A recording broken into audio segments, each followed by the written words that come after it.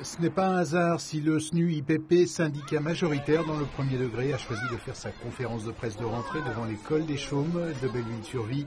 Cette école illustre parfaitement le manque de moyens dénoncé par les parents d'élèves et les syndicalistes.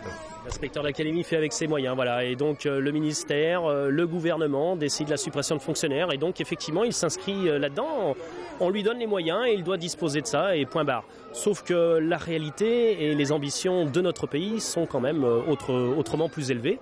Et donc là, il y a des choix à faire. Et ces choix-là, quels sont-ils? On laisse les enfants 34 dans une classe ou on donne plus de moyens à l'école, à l'éducation? Et bien, pour nous, on a fait le choix. On fait le choix de ne pas se plier à ce diktat du moins de fonctionnaires, du moins d'enseignants.